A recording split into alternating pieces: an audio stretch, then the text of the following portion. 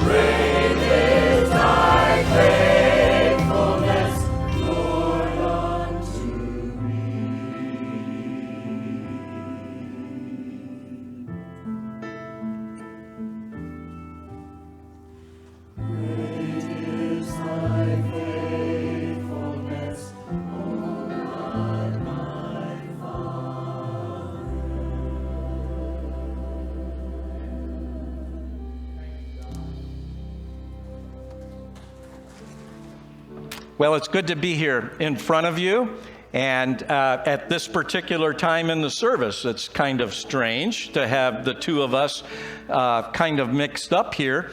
I had a couple of preachers mention some phrases in the past, and one of them was, people don't pay attention to the time I get up there to preach, but they pay attention to the time that I finish preaching. And so I just want to point that out right now, that we're still going to get plenty of time in here on the message. He did give me a subject that takes a whole lot more than a half hour to cover. What is the nature of God? I mean, doesn't it kind of make your head kind of blow up right at this moment? We can't fit all of that in. And for centuries, there have been books written on theology, because that's what that is, the study of God. There have been books around for centuries like that. We can learn all the names, all the attributes, all the Old Testament Hebrew names for God. And those are all great Bible studies. But if we're only doing that for an academic exercise, for our benefit to show off that we know a whole lot about God or a whole lot about Scripture, then we're missing the point. Theology needs to make a difference in our lives. Theology, the study of God, is supposed to invigorate our worship, to deepen our love, to fuel our mission for Him, and ultimately sustain our lives. Theology should do all of that in our lives. And again, I don't have a whole lot of time, but we're going to unwrap a little bit of what God has for us in one chapter. One chapter, and we're going to be talking about the expanse of what we know about God through his scripture at some point in this message, I trust. But we're going to look at 10 verses. Psalm 111. Psalm 111. If you have your Bibles, turn there. We need to see theology and the study of God and learning about his nature, his makeup as moving our lives in him forward. A Puritan theologian named William Ames, who wrote and preached in the early 1600s, he defined theology this way: it is the art of living well. The art of living well. We need to take that as our definition of theology.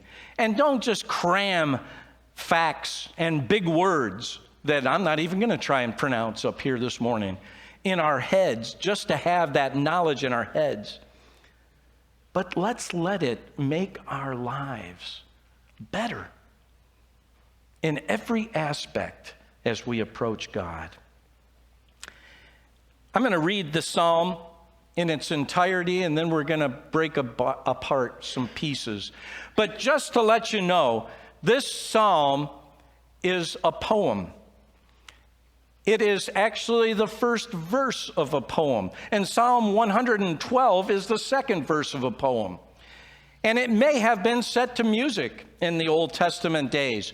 And they may have sang it just like we would sing the first verse of a song, of a hymn, and the second verse. They may have done it that way. But it is in the acrostic style of Hebrew poetry. And I wish I would have thought back when I was in high school and taking English composition that I could have turned in a poem and said, oh, I wrote it originally in Hebrew, and so it probably doesn't rhyme quite as well in English anymore. I'm about, I don't know, like 50 years too late for that excuse. But it's a poem, and each phrase in this psalm starts with the letter, corresponding letter in the Hebrew alphabet, which is 22 letters, and it goes right down. And then the Psalm 112 does the same thing, the same way down, an acrostic. Let's read it. Praise the Lord. I will give thanks to the Lord with all my heart, in the company of the upright, in the congregation. Great are the works of the Lord, studied by all who delight in them. Full of splendor and majesty is his work, and his righteousness endures forever. A key word as we read through that psalm, forever, is in there 5 times. He has caused his wondrous works to be remembered. The Lord is gracious and merciful. He provides food for those who fear him. He remembers his covenant forever. He has shown his people the power of his works, in giving them the inheritance of the nations. The works of his hands are faithful and just. All his precepts are trustworthy. They are established forever and ever, to be performed with faithfulness and uprightness. He sent redemption to his people. He has commanded his covenant forever. Holy and awesome is his name. The fear of the Lord is the beginning of wisdom. All those who practice it have a good understanding. His praise endures forever. As we start to unwrap some of this here, it talks a lot about the works of the Lord. And it starts there. I'm just going to skip right on past verse 1, although there's a whole lot there, isn't there? And we've already done what he's talked about. We've praised the Lord this morning, and we have exalted him and given thanks to him in our songs as a congregation. And he advises us to do that in our hearts, but to do that publicly, just like we're doing this morning and have done this morning. But verse 2 starts out with a proclamation. Great are the works of the Lord. Great are his works. It's just a blanket statement. It just throws it all in there. But the psalmist has done his homework. And as we begin to look at some of these verses and the aspects of God's work and God's nature and his character, we'll see that he's done his homework well. The second phrase in verse 2, studied by all who delight in them. Studied. Now, when you talk about great are the works of the Lord, we would think, wow, that next word should be like, I'm amazed by them, or they're spectacular. But it says, studied by them. Takes us back to school, doesn't it? We need to study the works of God, which reveal the character of God in his works, and we will see that. But you know, if we're going to learn something, if we're going to study something, it usually needs to be something that we love, right? We've all been to school, and some of them, they had to make you learn, right? I mean, be honest. They had to make you learn certain subjects in school. But I'm sure that some of you can think of certain subjects and certain teachers that made it come alive, and you enjoyed those classes, and you enjoyed the process of studying and learning. I didn't have a whole lot of those experiences, at least that I can remember, but I can remember some other things that I have loved in life and enjoyed and delighted in, and so I spent time at them. 1985-86, NFL football season. The greatest team that maybe ever was on the field, on the gridiron. The Chicago Bears.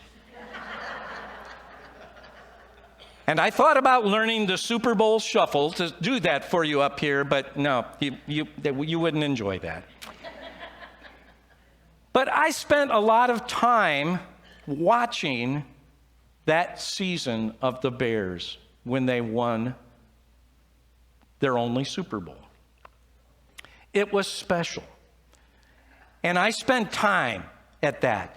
And as a matter of fact, during that season, I had 3 daughters at the time, but my oldest was 5 years old.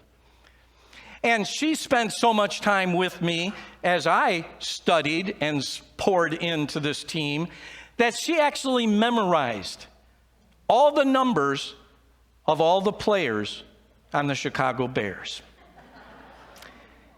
We're talking 5 years old. And so during a game, I would quiz her. And I would say, Leslie, what is Mike Singletary plus Walter Payton? And she would say, 84. That's called brainwash.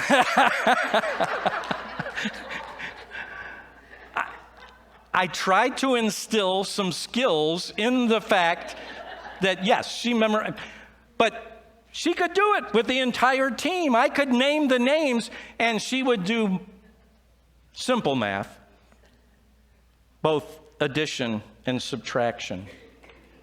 But I spent time because I enjoyed it. I delighted in that. Another thing I delight in my life is my wife. We'll be celebrating 42 years, our anniversary next week. And so, yep, give her a hand, definitely. She's put up with a lot in life, 42 years with me.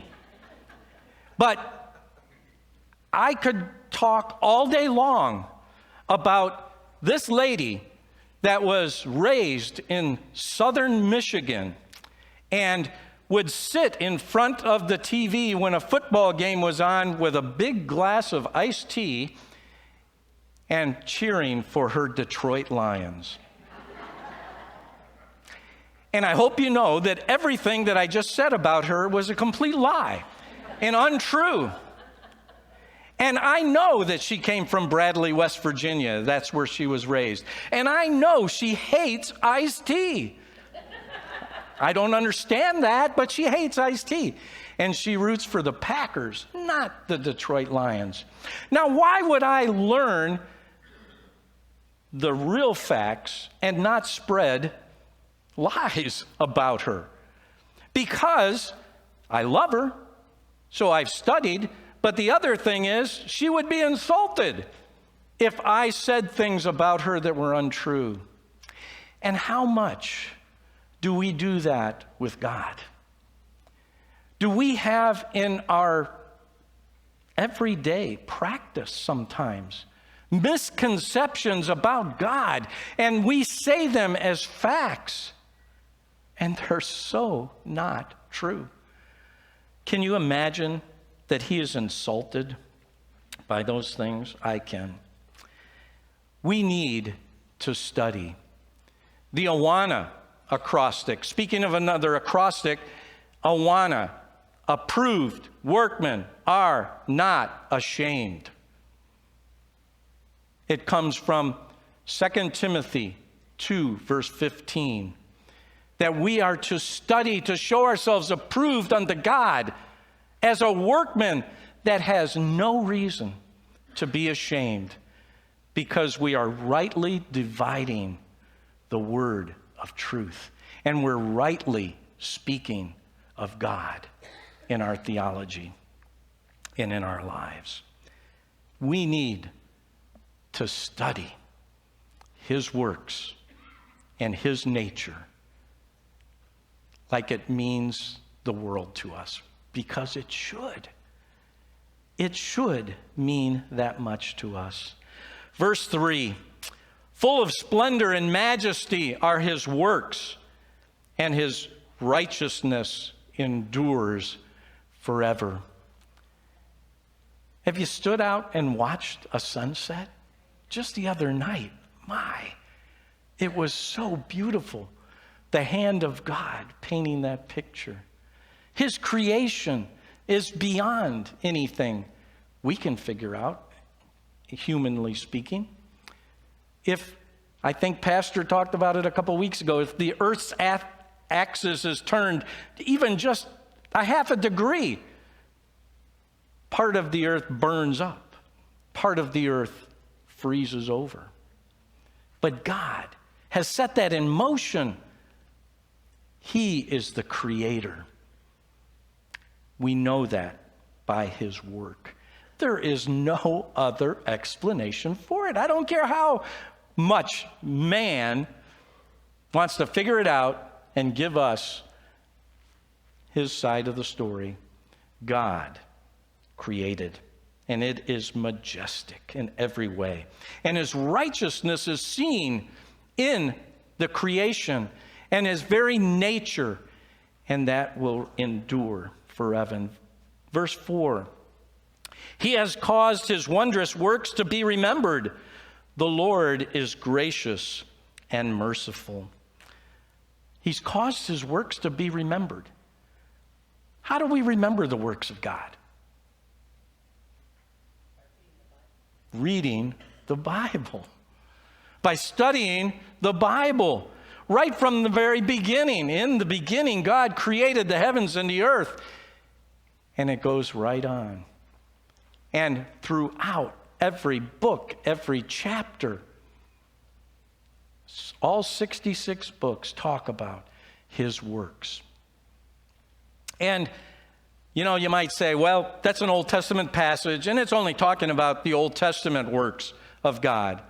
Well, I don't think so. I think he's given us this so that we might see it even today on past and through the New Testament. And we'll touch on that a little bit more. But God has given us his word. He's given us memorials. In the case of the Israelites, he gave them memorials when they crossed the Red Sea, when they crossed the Jordan River, when they took possession of the land. They put up memorials to remember his work on their behalf. His works need to be remembered, how wondrous he is. And it shows his grace and his mercy.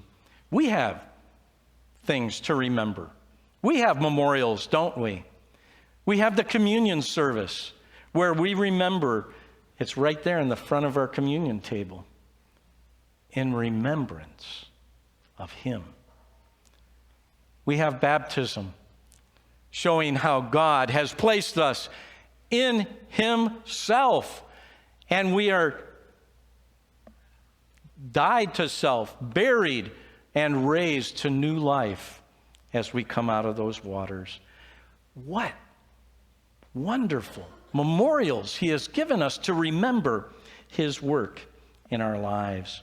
And just imagine, this book has taken somewhere over 4,000 years from now to put together over that time. It's amazing, and he's still at work today. Verse 5, he provides food for those who fear him. He remembers his covenant forever. He took the children of Israel out of Egypt, didn't he? He took them to the promised land. They said, no, we can't do it. But God was faithful and kept his covenant. And he provided manna, bread from heaven for them to live. He provided that food. He provides our food for us. If we look at the Lord's Prayer, it says, give us this day our daily bread. He doesn't promise or doesn't look for us to be looking way into the future, but we need to see God's provision day by day by day. Just as he was faithful to those in Israel. Verse 6, he has shown his people the power of his works in giving them the inheritance of the nations. God is sovereign.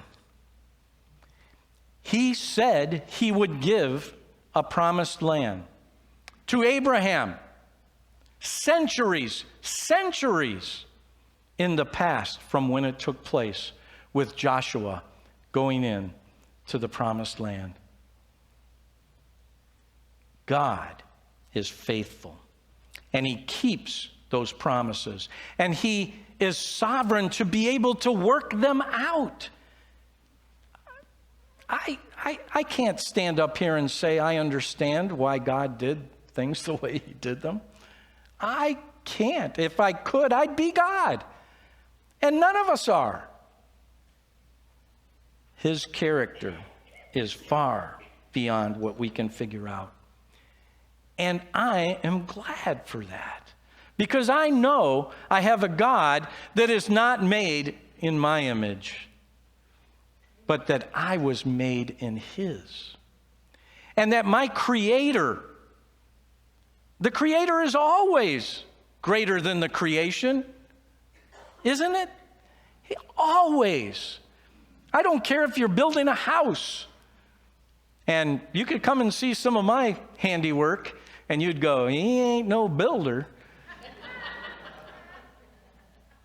But it's not who I am and what I am, and I'm not just that poor workmanship. I am greater than that, just as God is creator and greater than every part of the creation. Verse 7, he works with his hands. The works of his hands are faithful and just. All his precepts are trustworthy. We have people, and we've had them throughout the ages, that have tried to discount the Word of God, have tried to break it down and show how it's filled with errors. And even today, the thing is, well, it is an old book. And we have certainly grown and gone up in our abilities, in our knowledge, and just in of ourselves. And so, there may be some good stories there, but I don't know about basing our lives on it. We hear it all around us. But his precepts are trustworthy. They will endure forever. That's what verse 8 says. They are established forever and ever to be performed with faithfulness and uprightness. There will never be a watering down of his message. There will never be a discounting of the works of God, nor the Word of God. It will endure forever, it says. And then verse 9, he sent redemption to his people. It may have been referring to Moses being called after the burning bush incident, and he goes and redeems Israel from Egypt and brings them out.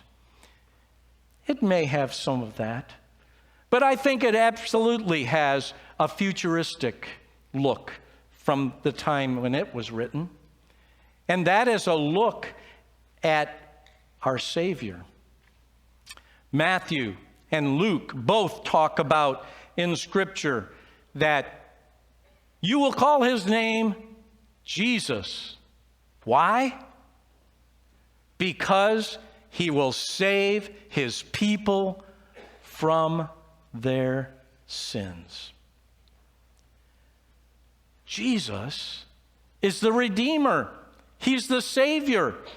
And he has been that in nature the entire time. God planned redemption. And all of this book and the history and all that we have been given point to that. And all our Old Testament saints were looking forward to that, and by faith chosen and put into the family of God, whereas all of us looking back at the work of Christ can see that and rejoice in it and enjoy the benefits of that redemption. He has commanded his covenant forever. Holy and awesome is his name. Verse 9 continues. There are just not enough words to describe our God, are there? They won't fit into our heads. But we need to remember the message of the gospel. I think all too often, I know I do, I take things for granted. I know I take things that I just expect. The love of my wife, my family accepting me and stuff. And I kind of grow a little bit, ho-hum in that. because it's just expected, and it's always been there, and I get a little lackadaisical about it. And I think I do the same thing about the gospel. But think about it. The God of the universe, the God of all creation, came to earth, took upon himself the form of a man, and bore my sin. Why would he do that? Because he loved me. He loves all of us. And he wants us to spend eternity with him. That should just blow our minds again, shouldn't it? And every day we should, I heard someone coin the phrase gospeling. And there's an English term for that, but again, I didn't do good in English, so I don't remember it. But it's taking a noun, a word that's normally a noun, and making it a verb. And I at least know that much. I don't know what it's called. It's a big word too. But we can take the gospel and make it a verb, and we can gospel ourselves on a daily basis. We need to be gospeling ourselves, remembering the amazing sacrifice of our God, the God of the universe we just sang about. And then verse 10. The fear of the Lord is the beginning of wisdom. Okay, we're back in school, aren't we? We need to be learning and growing in our wisdom of God. And a fear can cause that as well as love. And I think somehow it's one of those words that both of those are kind of mixed together. You know what I'm saying? I mean, I had a fear of my father in the sense that I knew he loved me and I loved him. But there was a fear of disappointing because I knew what I was going to get if I disappointed. And so there's kind of a mixing of that love and fear. And I think that's true with God. We should be afraid of disappointing the God of the universe with our attitude, with our lack of showing love for him. And yet it should be a reverential fear in our love that directs us to that. All those who practice it have a good understanding. Again, we're in school, and we want to get a passing grade. I read a number of things this past couple weeks as far as looking at this subject and how to boil it down in just this little bit of time. And it's so hard. It is so hard to do. And the fact of the matter is, I'm not supposed to. Who's supposed to do the studying? Each and every one of us. We're supposed to do the studying because we love the God that is revealed by his works, by his word, and by everything that he has brought into our lives. Just a couple of quotes as we close. God is not an ideal version of ourselves. Think about that one a little. I'm not a philosopher either. Obviously, the guy who wrote that was. But that's what we want to do today in our world. We want to make God, if we experience love, then we think God experiences love in just an ideal same way. Or if we have hurt, we put that on God, but in a more ideal way. He's way beyond that. We can't be there. We're all theologians. It is not a job for just Bible geeks, okay? We're all theologians because we all need to be studying God so that it makes a difference in our lives. Another wrote, "The Bible is the best book that ever read me." The Bible is the best book that ever read me. We don't need to be studying the Bible just to learn facts and have our minds filled with whatever. We need to be letting the living Word work in us and through us and reveal ourselves in that way. We're all theologians. We all need to be about the study of God's works and God's nature and His character, and make it where it controls and it motivates us to love Him, to be at work for Him, and to just sustain our lives. We're going to close, and we're going to do the invitation a little different this morning. You're welcome to stay seated. A song, I was just going through the hymn book. I didn't know this song. Pam didn't know this song, but I dumped it on her. And so she had to learn this song. She knows it now. And it just has so much packed into it on what we were just talking about this morning. And so I would invite you, stay seated, stand, whatever you want, but pay attention to the screen and the words. And as Pam and the praise team do this song, Jesus is Lord of all. You may know it. I didn't. But I hope the message will come through that you have there. And if God is moving, working in your heart, pastors right here, I'm here, we have deacons all over the church, come. If we can help you know Him better, direct you in the right way, if we can help you understand what membership in this church means, come on up. If you need Jesus in your life, come up. We'd love to share. Otherwise, pay attention to the words and make them speak to your heart.